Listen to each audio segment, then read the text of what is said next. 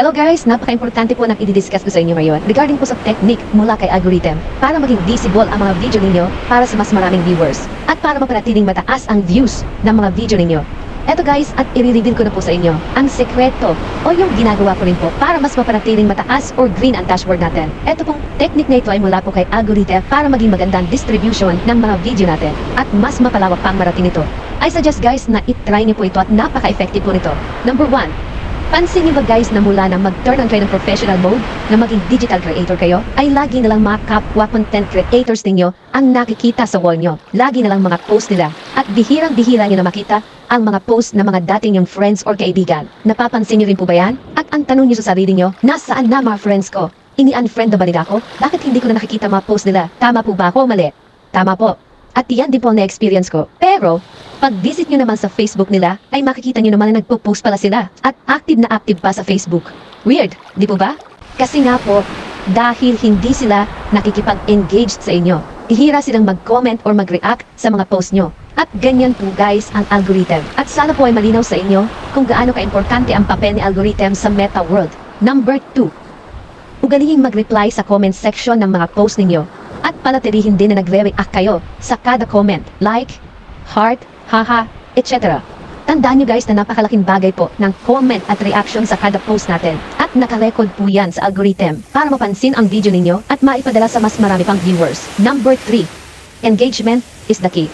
Matuto po tayo makipag-engage sa kapwa content creators natin. Kahit na po dun sa dumadaan sa wall or feed natin, mag-iwan ng bakas ng naaayon sa napanood na video. At syempre, kakambal na nito ang reaction.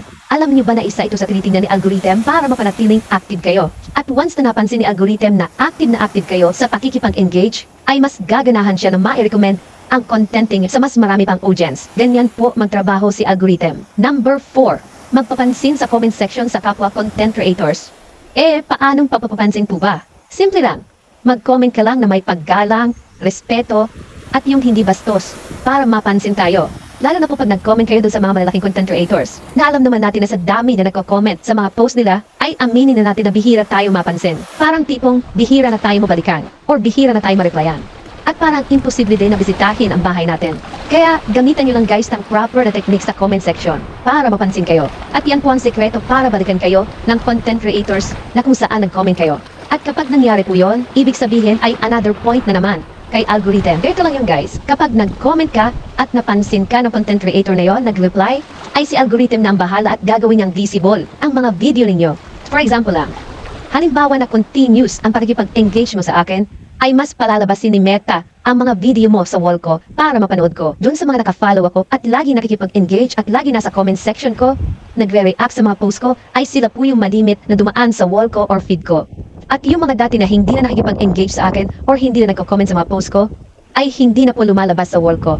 Ganyan lang po yun guys. Ganyan po ang trabaho ni algorithm. At sana po ay malinaw ito sa inyo guys. At isa pa guys, alam nyo ba na gustong gusto ni algorithm na nakikipag-maritesan tayo? Yung tipong sa comment section, doon tayo nag-uusap. Pero related pa rin po kung ano ang laman ng video. Kumbaga doon po papasok yung interactions ninyo ng mga followers mo.